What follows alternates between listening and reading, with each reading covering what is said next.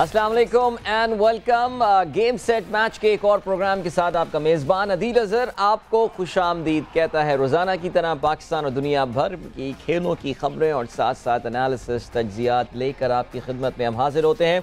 And today's programme is no different. Of course बात होगी cricket की तफसील से, हॉकी का भी कुछ जिक्र होगा और टेनिस के हवाले से भी बात करेंगे। एसबी सेट ऑस्ट्रेलियन ओपन साल का पहला ग्रैंड स्लैम, उसका भी आगाज़ हो गया है। क्रिकेट के एक मारूफ तज्ज़िया निगार हमारे साथ होंगे प्रोग्राम में, और पाकिस्तान के एक साबिक कप्तान और साबिक कोच के साथ भी हमारे नुमाइंदे की गुफ्तगू हुई इस वक्त पाकिस्तान क्रिकेट की करंट हालात के ऊपर। सो बहुत कुछ है आज के प्रोग्राम में भी, लेकिन हमेशा की तरह अपने प्रोग्राम का आगाज़ करते हैं हम व्हाट्सएप इन स्पोर्ट्स के साथ। और व्हाट्सएप इन स्पोर्ट्स में सबसे पहले पाकिस्तान क्रिकेट बोर्ड से आने वाली खबरें। नजम सेठी इंतजामिया ने पाकिस्तान जूनियर लीग में हिस्सा लेने वाले मुल्की और गैर मुल्की जो मेंटोर्स थे उनके मुआवजे मुकम्मल तौर से अदा कर दिए। रमीज़ राजा के जाते ही उन पे इल्ज़ामात की बौछार जो है वो शुरू हो गई। चले जा रहा है ये सिलसिला, हर तीसरे चौथे दिन हम एक नई जो है वो ख़बर सुन रहे होते हैं। पाकिस्तान क्रिकेट बोर्ड की मैनेजमेंट कमेटी के रुकन शकील शेख ने यह बताया कि साबिक chairman Pakistan cricket board Ramiz Raja 4.3 million dollars का नुकसान करके गए हैं। कुछ बात करते हैं विमेन क्रिकेट के हवाले से। आप जानते हैं पाकिस्तान की जो अंडर 19 वुमेन क्रिकेट टीम है वो इस वक्त साउथ अफ्रीका में मौजूद है, जहां पे T20 वर्ल्ड कप चल रहा है, जिसमें पहले मैच में पाकिस्तान ने कामयाबी हासिल कर ली। इस वक्त पाकिस्तान की ख़वातीन की टीम अपना दूसरा मैच खेल रही है and as we speak right now England ने 31 रन बना लिए हैं। एक खिलाड़ी उनका आउट हुआ है, बल्कि अभी अभी इंग्लैंड की दूसरी विकेट गिरी है। अभी अभी रिफ्रेश हुआ मेरा पेज। 31 रन पे इंग्लैंड के 2 खिलाड़ी आउट हो चुके हैं। 5 ओवर्स का खेल हो चुका है। So not a bad start by our girls, keep it up. अगर हम पाकिस्तान की सीनियर टीम की बात करें तो आप जानते हैं कि वो ऑस्ट्रेलिया के दौरे पर हैं, जहां पे पहले मैच में पाकिस्तान को डकवर्थ एंड लुइस सिस्टम के तहत शिकस्त हुई 8 विकेटों से। कल दूसरा वनडे खेला जाएगा। पाकिस्तान विमेन टीम के कोच सलीम जाफर जो इंटरिम हैसियत से ये फ़राइज़ सरअंजाम दे रहे हैं, उनका कहना ये है कि जी मैच से पहले बारिश हो गई थी, विकेट खेलने के लिए काफ़ी मुश्किल बन गई थी, इस वजह से ख़वातीन ज़्यादा रन स्कोर नहीं कर पाई। Let's wish them all the very best. भरपूर ट्रेनिंग में उन्होंने हिस्सा लिया और प्रैक्टिस की पाकिस्तान की ख़वातीन ने। आज कल इस मैच, ये सीरीज़ का दूसरा मैच है और याद रहे ऑस्ट्रेलिया को 1-0 की इसमें बढ़तरी हासिल है। पाकिस्तान हॉकी फेडरेशन के जनरल सेक्रेटरी हैदर हुसैन का ये कहना है कि वर्ल्ड कप ना खेलने पर हमें अफसोस है। मेगा इवेंट से बाहर होने के कसूरवार हम खुद हैं। कौमी हॉकी टीम सिगफ्रिड एक्मन के वो बग़ैर तनख्वाह पे काम करने पे उन्होंने जो है वो सलाम पेश किया है। उनके वाजबात की अदम अदायगी के कसूरवार हम हैं। बहुत अच्छी बात है, हैदर ने आके इन अपनी जो कमी हमारी तरफ से रह गई है हॉकी फेडरेशन की तरफ से उनको माना है। वो कहते ये हैं कि एक्मैन की तनख्वाह का चेक तैयार है और जल्द ही उन्हें दे दिया जाएगा। हैदर के साथ हमारी मुख्तसर गुफ्तगू भी हुई थी, जो कि हम आपके साथ थोड़ी देर में शेयर भी करेंगे।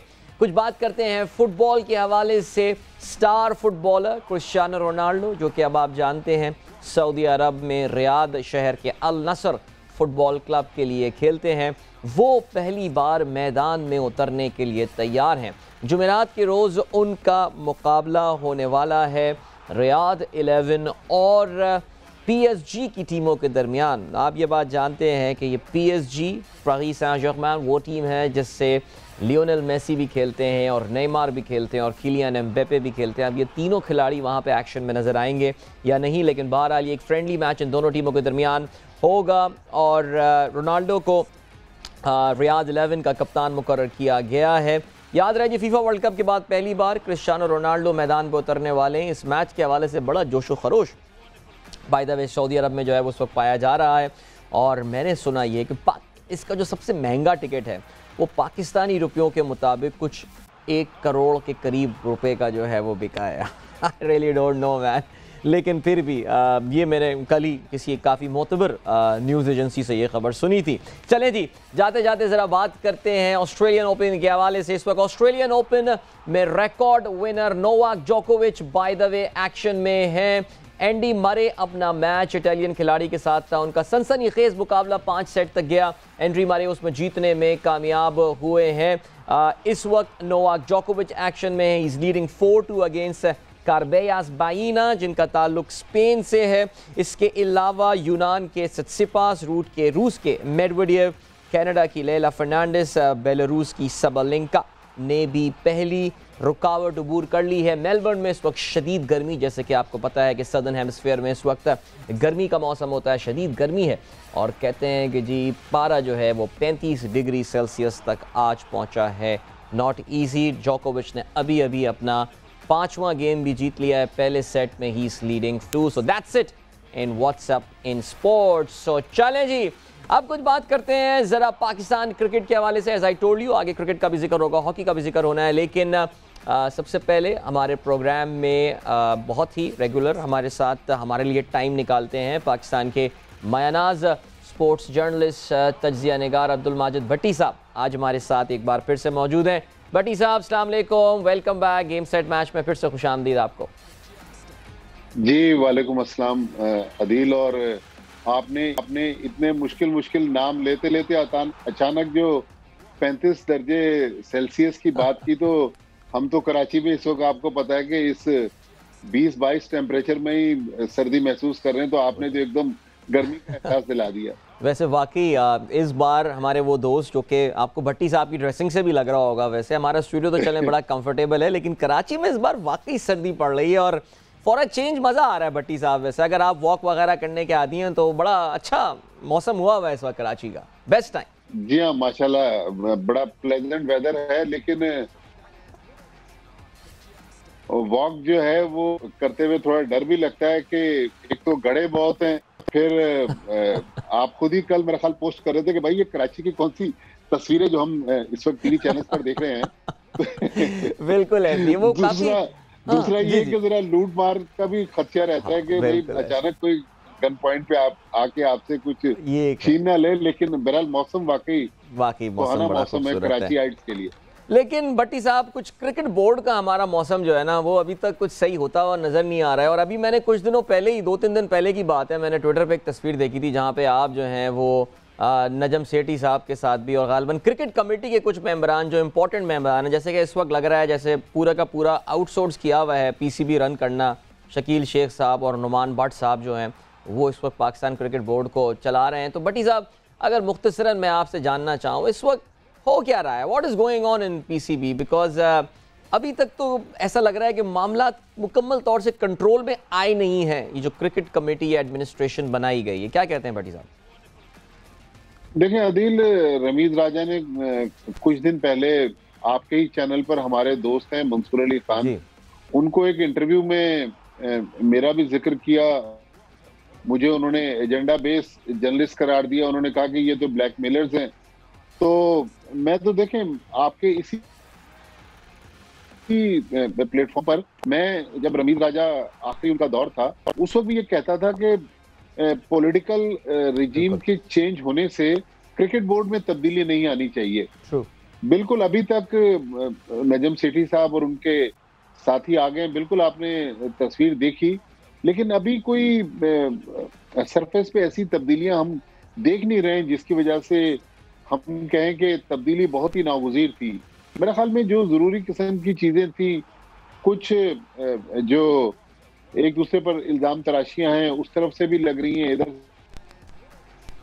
से भी लग रही हैं। रमीज राजा जाते जाते साफियों पर भी इल्ज़ाम लगा दिया। हालांकि देखें अदील, आप भी साफी हैं माशाल्लाह, रेडियो पे भी आपका बड़ा पॉपुलर शो है, टीवी पर भी आप मकबूल तरीन शो करते हैं कि अखबार वाले तो तस्वीर दिखाते हैं आईने में, अगर किसी को आईना पसंद नहीं आ रहा तो इसमें हमारा कसूर तो नहीं। अब मेरी अगर शक्ल किसी को आपकी टीवी स्क्रीन पर पसंद नहीं आ रही तो वो टीवी चैनल चेंज कर लेगा, वो कहीं और स्विच कर जाएगा। लेकिन ये कह देना कि मीडिया वाले एजेंडा बेस्ड जर्नलिज्म कर रहे हैं, अगर मीडिया वाले ये कह दें कि जी फलां खिलाड़ी को गलत ड्रॉप किया है और फलां खिलाड़ी को लेना चाहिए, तो देखिए ये तो उसकी जॉब की रिक्वायरमेंट है।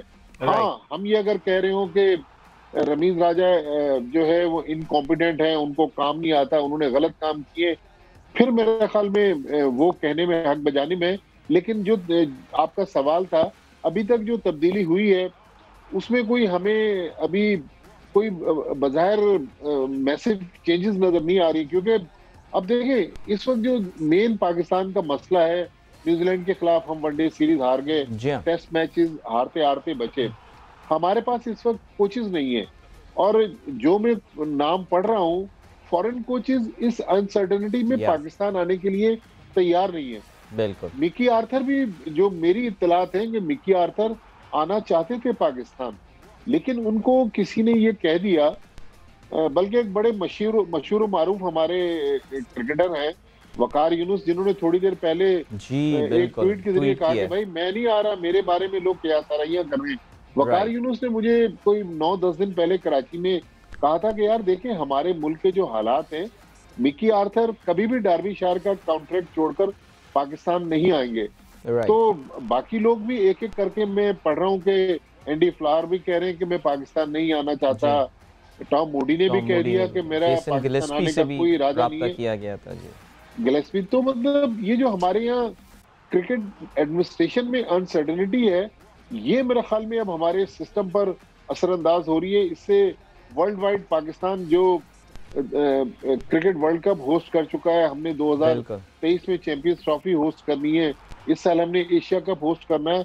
तो ये जो हमारे फिरोजपुर रोड से जो मैसेजेस जा रहे हैं वर्ल्ड वाइड, ये कोई पाकिस्तान क्रिकेट के लिए अच्छी चीज नहीं है। अच्छी चीज़ नहीं है। वकार यूनुस के जिस ट्वीट का जिक्र किया वो आपकी स्क्रीन पे इस वक्त आपको नज़र भी आ रहा है, और वकार का कहना ये, lot of speculation around me taking on the bowling coach role of Pakistan team. Let me be very clear, I have not been approached and I have no intention of taking that job। यानी उन्होंने कहा कि ना मुझसे कोई राब्ता किया गया है और ना ही मैंने अभी तक जो है मेरा ये नौकरी या ये जॉब लेने का इरादा है। भट्टी साहब देखिए, कोचिंग का तो मामला ये अपनी जगह, शोएब अख्तर का भी नाम बहुत सारी जगहों पे गर्दिश कर रहा है। सुनने में ये भी आ रहा है कि इवन द चीफ सेलेक्टर वाली जो पोजीशन है उसके लिए तो हमें कहीं बाहर नहीं देखना, वो तो हमें ज़ाहिर है अपने ही इंटरनली डोमेस्टिक किसी पुराने खिलाड़ी को ही लेकर आना है। उसके हवाले से भी कुछ लोग जो हैं वो तज़ब्ज़ुब का शिकार हैं। शाहिद खान आफरीदी तो बड़ा क्लियरली शुरू में बोल गए थे, उन्होंने हमारे प्रोग्राम में ये बात बोली, और लाला अपने बड़े ही, जिसे कहना चाहिए बड़े अपना जो उनका इनफॉर्मल सा स्टाइल है, तो उन्होंने उसमें कह दिया यार मुझे नहीं पता क्रिकेट बोर्ड में आगे होने क्या वाला है, आगे तो मैं कैसे कोई फ्यूचर कमिट करने की वो बात कर सकते हैं। लेकिन ये तो हमें इंटरनल भी प्रॉब्लम दरपेश आ रहे हैं। सो भट्टी साहब, फिर वही सवाल पैदा होता है। अभी देखिए वो इल्ज़ामात की भी बौछार, आज वो $4.3 मिलियन की बात की गई है और ये सारी बात की गई है। सो टीम भी आपको पता है कि फिर वो कहते हैं जी कप्तानी भी टीम में एक एका था, सब कुछ था, वहाँ पे भी लड़ाई झगड़े करवा दिए हैं जी। वो बाबर के ख़िलाफ़ आप देख रहे हैं ट्विटर पे टॉप ट्रेंड चल रहा होता है, वी स्टैंड विद बाबर इस वक्त नंबर 3 पर ट्रेंड कर रहा है पाकिस्तान में। सो ओवरऑल ये भट्टी साहब 2023 बड़ा इंपॉर्टेंट साल है, वर्ल्ड कप भी आना है। सो परेशान कुन सूरत हाल ही लग रही है बहैसियत एक क्रिकेट के हम फैन की हैसियत से अगर देखें इन हालात को। देखिए अदील, जो सबसे अफसोसनाक चीज है, जो पता नहीं मुझे और आपको टीवी पे ये डिस्कस करना चाहिए या नहीं करना चाहिए, बाबर के बारे में एक वीडियो 2 दिन से जो सोशल मीडिया पे चल रही है, देखिए ये पाकिस्तान क्रिकेट के लिए अच्छा मैसेज नहीं जा रहा। अब इसमें फैब्रिकेट वीडियोस हैं जो लोग डाल रहे हैं, अपने एजेंडा को लेकर चले हुए हैं। तो मेरा ख्याल हमारे प्लेयर्स को हम क्रेडिट तो दें कि साइडलाइन पर जो मामला चल रहे हैं, कहीं पर प्लेयर्स की किरदार कुशी हो रही है, कहीं कप्तानी से हटाने के लिए टॉप ट्रेंड चल रहे हैं, और कहीं ब्लेम गेम जो है वो एक दूसरे पर क्रिकेट बोर्ड के मौजूदा और साबिक ओहदेदार जो हैं वो लगा रहे हैं। तो मेरे ख्याल में हमारी क्रिकेट में जितना टैलेंट है उसमें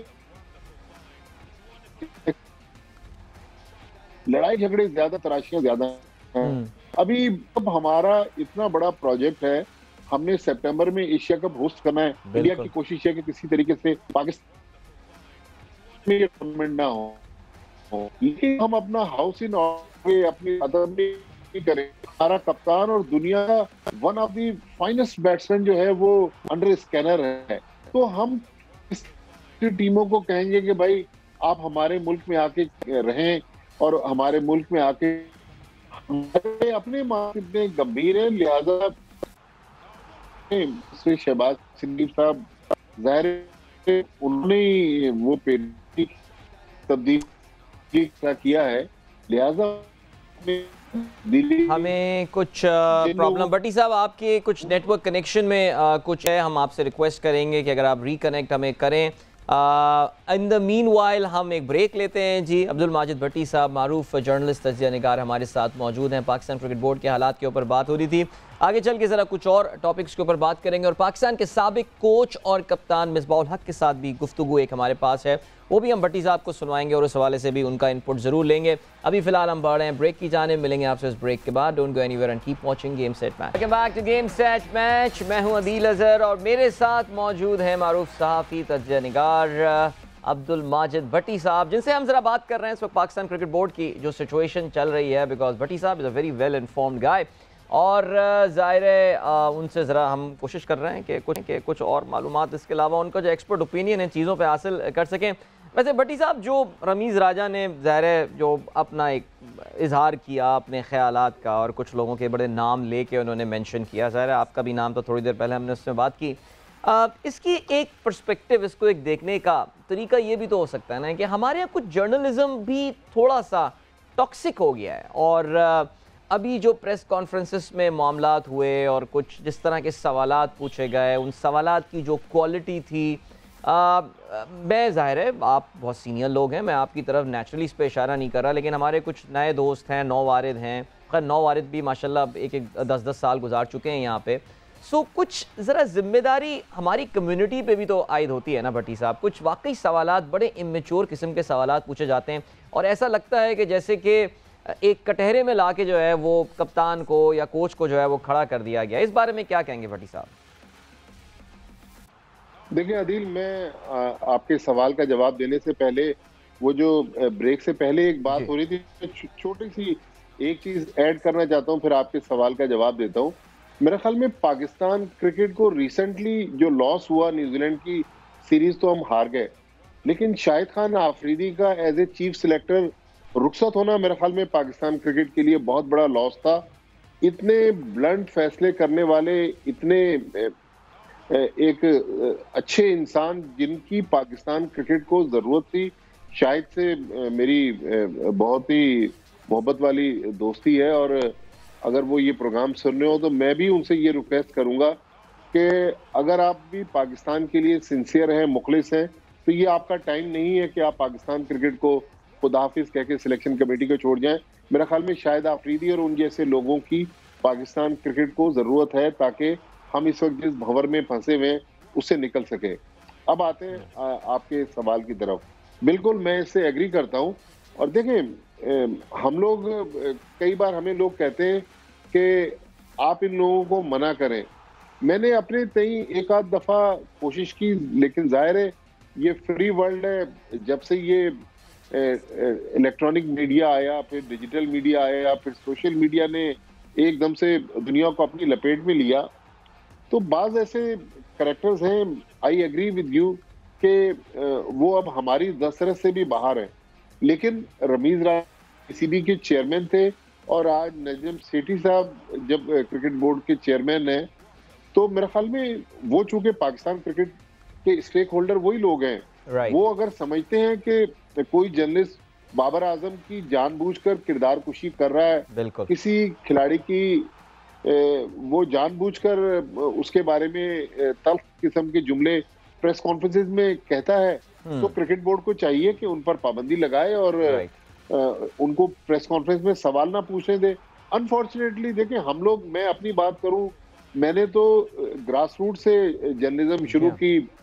मैं छोटे मैगजीन में पहले फ्री में लिखता रहा, फिर पहली बार मुझे जो पैसे मिले वो 84 में 50 रुपए मिलते थे क्रिकेटर मैगजीन में लिखने के, वो उस वक्त 50 रुपए की भी बड़ी वर्थ थी। फिर रेडियो पाकिस्तान में आया, फिर मुख्तलिफ अखबारात में।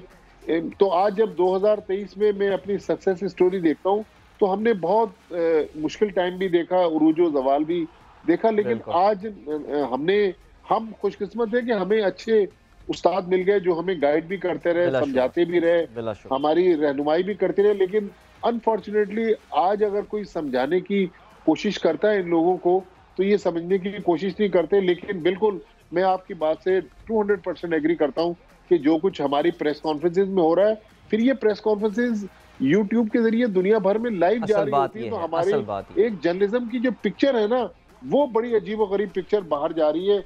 ये ऐसा नहीं होना चाहिए। बिल्कुल ऐसे ही है। फॉक्स ने भी, आपने ऑस्ट्रेलियन मीडिया ने भी देखा कि उसमें कवरेज की गई है और बाकी उनके चैनल्स में भी, और इसके अलावा इंडिया बीसीसीआई ने भी, मुजुमदर नामी उनके एक जर्नलिस्ट है जिन पर पाबंदी लगा दी थी, खिलाड़ियों से वो तज़ीक आमेज किस्म के सवाल पूछते रहे। बहरहाल भट्टी साहब, एक छोटी सी आपको एक गुफ्तगू सुनानी है। पाकिस्तान के कप्तान और कोच मिसबाउल हक से बातचीत हुई और आइए सुनते हैं कि वो इस वक्त जो सिचुएशन चल रही है पाकिस्तान क्रिकेट टीम की, जो परफॉर्मेंस रही है, उस हवाले से क्या कहते हैं। साबिक हेड कोच और साबिक कप्तान मिसबाउल हक साहब मौजूद हैं। मिसबा भाई, बहुत शुक्रिया टाइम देने का। सबसे पहले तो पहले बात करते हैं रिजीम चेंज की। माशाल्लाह रमीज़ राजा साहब चले गए हैं और अचानक जो है वो सुबह आ जाते हैं नजब सेठी साहब, और उसके बाद फैसले भी ये होने लगे कि 2014 का आइन बहाल हो गया और डिपार्टमेंट जिसके लिए आप खुसूसी तौर पर वज़ीर-ए-आज़म के पास भी गए थे, साबिक वज़ीर-ए-आज़म इमरान खान साहब के पास, तो लेकिन उन्होंने किया कुछ नहीं था डिपार्टमेंट के हवाले से। कितनी खुशी हुई है डिपार्टमेंटल क्रिकेट के बहाल होने से? ये ऑब्वियसली हमेशा से मैं समझता हूँ कि क्योंकि हमने 2001 बल्कि 2001 नहीं 99 से लेके हम लोग खेले हैं सारी क्रिकेट, डिपार्टमेंटल क्रिकेट, और हमेशा यही हमने देखा है कि डिपार्टमेंटल क्रिकेट में प्रोफेशनलिज्म ज़्यादा होता है, प्लेयर्स को प्रोफेशनलिज्म सीखने को भी मिलता है, उसकी जो कंट्रीब्यूशंस हैं वो इस लिहाज से प्लेयर्स को पॉलिश करने में बहुत ज़्यादा रही हैं। और जो भी प्लेयर डिपार्टमेंट्स में आए और खेले हैं, उन्होंने आगे जाके फिर पाकिस्तान के लिए बड़ी ज़बरदस्त सर्विसेज भी दी हैं। शाहिद अफरीदी के डिसीजंस कैसे लगे, जो 24 रुकनी स्क्वाड उन्होंने ऐलान किया, और काफ़ी लड़के जो इग्नोर हो रहे थे काफ़ी अरसे से, जिसमें उसामा मीर हैं, उसके बाद हारिस सुहेल थे, वो भी इन हुए, उसके बाद खुशदिल और इफ्तिखार और आसिफ अली, ये लोग बाहर हो गए जो आपके टेन्योर में रेगुलर प्लेयर्स थे। आई थिंक ओवरऑल अच्छे डिसीजंस थे। कोशिश की उन्होंने कि जो परफॉर्मर्स थे उनको कहीं ना कहीं आप लेके आएँ, उनको चांसेस भी मिले। उसामा ने बड़ा ज़बरदस्त परफॉर्म भी किया।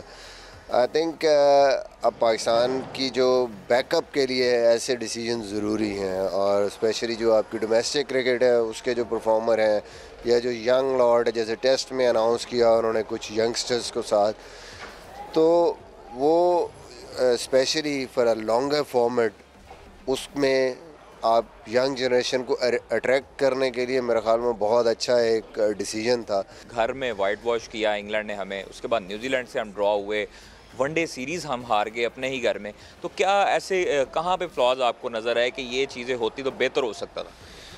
देखिए, सबसे बड़ी जो वजह है ना, मैं हमेशा ये बात करता हूँ कि आपकी जो परफॉर्मेंस स्टार्ट होती है ना, वो स्टार्ट होती है सीरीज़ की प्लानिंग से। मैं समझता हूँ कि ऑस्ट्रेलिया सीरीज़ या इंग्लैंड सीरीज़, इसकी जो प्लानिंग थी वो वहीं से ही आप गलत हो गए कि आपने ऑस्ट्रेलिया की सीरीज़ आपने राइट आफ्टर द PSL कर दी। आपकी टीम रेडी नहीं थी, सिर्फ 4 दिन मिले आपको टेस्ट से पहले, फिर पिंडी आपने वेन्यू रख दिया अगेंस्ट इंग्लैंड। तो टीम को ब्लेम करने से पहले आपने तो पहला कदम ही गलत रख दिया ना। तो आपने जो एडवांटेज लेना होता है होम सीरीज़ का, वो आपने डिसएडवांटेज में बदल दिया। यानी आपकी टीम T20 के बाद टेस्ट खेलेगी होम सीरीज़ में, वो कंडीशन नहीं है। फिर ऐसे ही है जैसे ऑस्ट्रेलिया हमें पहला टेस्ट मैच सिडनी में दे दे, कभी नहीं देंगे, या वाका में देंगे या ब्रिस्बेन में देंगे। हम उनको उनकी जो बेस्ट सूटेड कंडीशंस बिंडी हैं हम वो दे रहे हैं उनको। अगर आपको बोर्ड ऑफ़र करता है किसी भी रोल में, तो आप बोर्ड के साथ ऑन बोर्ड होना चाहेंगे? या अभी हमें सेठी साहब ने भी जब पहले प्रेस कॉन्फ्रेंस की उसमें भी यही कहा कि गैर मुल्की कोचेज़ होने चाहिए, और मिकी ने रिफ्यूज़ कर दिया, लैंगर जो हैं बड़े कॉस्टली साबित होंगे। तो क्या आप समझते हैं कि अपने कोचेज़ को, अपने जो साबिक क्रिकेटर्स हैं उनको इज़्ज़त देनी चाहिए? लेकिन मैं तो हमेशा से ये कहता हूँ कि हम कभी वैल्यू नहीं करते, अपने लोगों को हम वैल्यू नहीं करते। बाहर से हमें जैसा भी हो हम कहते हैं कि बस फ़ॉरेन कोच अगर आ गया तो बस ये एक रेमेडी है। नहीं, आपको बैठ के एनालिसिस या एक सोच के साथ देखना चाहिए कि हमें क्या चाहिए, कौन सा बंदा हमारे लिए। आप सिर्फ ये ना सोचें कि ये पाकिस्तानी है या ये फ़ॉरेन कोच है तो उसकी बेसिस पे आप डिसाइड करें। आपको एबिलिटी देखनी चाहिए, उस बंदे की यूटिलाइजेशन क्या है वो देखना चाहिए। अगर आप ऐसे ही करेंगे और आप फंसे हुए हैं, आप दोनों तरफ फंसे हुए हैं कि आपको कोई नहीं मिल रहा। जहाँ तक मेरा सवाल है, ऑब्वियसली ये इम्पोर्टेंट होता है कि जब आप कहीं पे भी आपको ऑफ़र होती है या आप कोई ऐसी चीज़ आपके पास आती है तो आप पहले सोचते हैं कि अच्छा सर्कमस्टांसेस क्या हैं और क्या मैं कोई रोल प्ले कर सकता हूँ यहाँ पे, फिर आप डिसाइड करते हैं। तो ये चीज़ इम्पॉर्टेंट है कि जब भी कोई ऐसी चीज़ आएगी तो उससे पहले मुझे भी आएगी तो मैं देखूँगा कि मैं कुछ ये यहाँ पे कोई अपना रोल प्ले कर सकता हूँ, मैं कहीं ना कहीं पाकिस्तान क्रिकेट के लिए कुछ कर सकता हूँ, मेरा इसमें इंटरेस्ट भी है, मैं इसके कैपेबल भी हूँ, तो फिर ही आप डिसाइड करते हैं। बहुत शुक्रिया। मिसबाह-उल हक हमारे साथ मौजूद थे, साबिक कप्तान, साबिक हेड कोच की बातें आपने सुनी है और उनका यही कहना है कि अपने जो क्रिकेटर्स, साबिक क्रिकेटर्स हैं, उनको कोचिंग में इज्जत देनी चाहिए। और इसी के साथ साथ बाबर आजम पर उन्होंने कहा है कि तनकीद बेजा है और तमाम बोर्ड और तमाम जो लोग डिसीजन मेकर्स हैं उनको बैठकर ये सोचना चाहिए कि उन्होंने क्या डिसीजन करना है, नेक्स्ट फ्यूचर में उनका क्या डिसीजन है। और इसी के साथ साथ शाहिद अफरीदी की अबूरी सिलेक्शन कमेटी की पर उन्होंने बातचीत की और इनका यही कहना था कि शाहिद अफरीदी ने मुस्तहिक क्रिकेटर्स को मौका दिया और बेहतरीन सिलेक्शन की।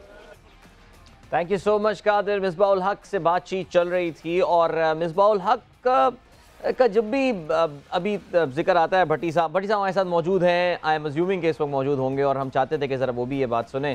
पता नहीं मेरे जहन में एक क्लिप आ जाता है, किसी ने अभी भट्टी साहब रिसेंटली इसको ट्विटर पे प्लेस कर दिया था, उसमें शोएब अख्तर 2015 की पाकिस्तान टीम पे जो है वो ज़बरदस्त तनकीद कर रहे थे और मिसबाह के हवाले से बड़ी मज़ेदार बातें की गई थी। बिकॉज मैं इसलिए बात कर रहा हूँ बिकॉज शोएब अख्तर के हवाले से भी ये सुनने में आ रहा है कि उनको भी कोई रोल जो है वो दिया जा सकता है। तो इस वक्त सिचुएशन बड़ी गंभीर हो गई है, काफ़ी सारे उम्मीदवार ज़ाहिर है इस चीज़ के हवाले से आए हुए होंगे।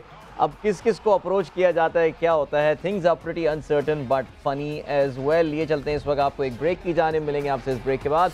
कहीं मत जाइए, देखते रहिए गेम सेट मैच। तो आगे बैक एक बार फिर से आप गेम सेट मैच में खुशामदीद कहते हैं। Last few minutes of our program, Bhatti साहब हमारे साथ मौजूद, अब्दुल माजिद भट्टी, मारूफ तजिया निगार और जर्नलिस्ट। भट्टी साहब जल्दी से आखिरी 1 मिनट है मेरे पास आपके लिए।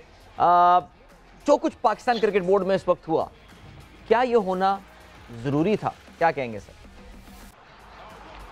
मेरे ख्याल में अदील, ये तो हम साल से देख रहे हैं कि जब रिजीम चेंज होता है तो क्रिकेट बोर्ड में भी तब्दीली होती है, लेकिन मेरे ख्याल में इसकी टाइमिंग दुरुस्त नहीं थी। अगर 8 महीने इंतजार किया था तो चंद हफ्ते और इंतजार कर लेते, न्यूजीलैंड की सीरीज के बाद ये कर लिया जाता। लेकिन देखिए, रमीज राजा, अभी जो मिसबाह-उल हक जिस किस्म की गुफ्तगू कर रहे थे, रमीज राजा ने भी तो आते ही मिसबाह-उल हक और वकार यूनुस को फारिग किया, लेकिन मिसबाह-उल हक ने एटलीस्ट मेरी एक बात को तो सेकंड किया कि शाहिद आफरीदी जो थे उन्होंने अच्छे डिसीजन लिए, बोल्ड डिसीजन लिए। मेरे ख्याल में शाहिद आफरीदी को जाना नहीं चाहिए था, उनको अभी पाकिस्तान क्रिकेट की जरूरत है और पाकिस्तान क्रिकेट ऐसे ही लोगों से फ्लरिश कर सकती है जब शाहिद आफरीदी जैसे स्ट्रेट फॉरवर्ड, सच्चे और खरे लोग जब तक पाकिस्तान क्रिकेट में नहीं आएंगे। सेठी साहब के लिए ये भी चैलेंज है कि शाहिद आफरीदी को मनाएं और पाकिस्तान के सिस्टम में वापस लेकर आए।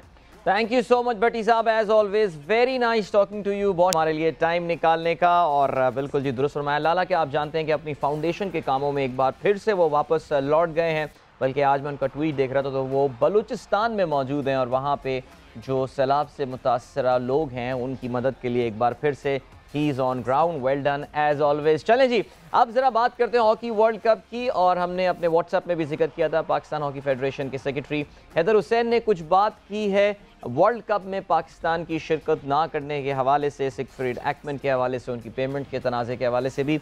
आइए सुनते हैं हैदर की गुफ्तगू कादिर ख्वाजा के साथ। खुद अफसोस है, जैसे कौम को अफसोस है ऐसे ही हमें भी अफसोस है वर्ल्ड कप से बाहर होना। लास्ट वर्ल्ड कप में आपने देखा हुआ कि वो लड़का अगर ग्राउंड के अंदर नहीं आता 12वां प्लेयर, तो हम ड्रॉ पे भी वर्ल्ड कप हम क्वालिफाई कर सकते थे। और उसकी अभी जो है कमेटी बनी थी, उसकी इंक्वायरी की अभी तक आई नहीं है। तो रिपोर्ट अभी ब्रिगेडियर खौकर साहब ने बोला भी है कि उसकी रिपोर्ट सबमिट करें। तो हमने लेटर लिख दिया है कमेटी को, जिसके कन्वीनियर थे कलीमुल्लाह साहब और नासिर अली और जाहिद शाह साहब। तो जैसी रिपोर्ट आती है उसका भी फैसला जल्दी हो जाएगा। जो भी कसूरवार है, प्रेसिडेंट या सेक्रेटरी या कोच या प्लेयर, जो कसूरवार है, देखें इस मुल्क में जब तक सजा जजा नहीं होगी, जब तक मामला ऐसे ही चलते रहेंगे, जब तक गवर्नमेंट इन्वॉल्व नहीं होगी ना, जब तक मुश्किल है। आप हमें देखें कि हमारा 35 लाख बजट है, गवर्नमेंट की तरफ से। अभी अगर हमें पाकिस्तान स्पोर्ट बोर्ड 70 लाख रुपए नहीं देता तो हम साउथ अफ्रीका भी नहीं जा सकते थे। तो गवर्नमेंट को इनिशिएटिव लेना पड़ेगा। ये इतना डिले होने की वजह भी हम ही लोग हैं ना, कौन जाके उनको बताता है। अब ये देखें कि उसका पाकिस्तान स्पोर्ट बोर्ड के कहने पे आसिफ बाजवा जब सेक्रेटरी थे तो उन्होंने एक MOU साइन किया था एक्मेन से, और एक्मेन के भी हम सलूट पेश करते हैं कि पाकिस्तान के लिए वो बगैर पैसे के काम कर रहा है, लेकिन आखिर कब तक करेगा। हमारी पाकिस्तान की कितनी बदनामी है कि हम उसे पैसा ना दें। मुझे जो पता लगा है कि चेक ऑलरेडी बना हुआ है। ऑलराइट, चेक बना हुआ है और होपफुली एक्मेन को पेमेंट उनकी हो जाएगी और ये एक एम्बैरेसिंग चैप्टर भी पाकिस्तान हॉकी का अपने अख्ताम को पहुंचेगा। बहरहाल ये हमारे शो का अख्ताम भी अब हो गया है। इंशाल्लाह कल एक बार फिर से आपकी खिदमत में हाजिर होंगे। अपना ख्याल रखिएगा। Good bye, God bless and अल्लाह हाफिज़।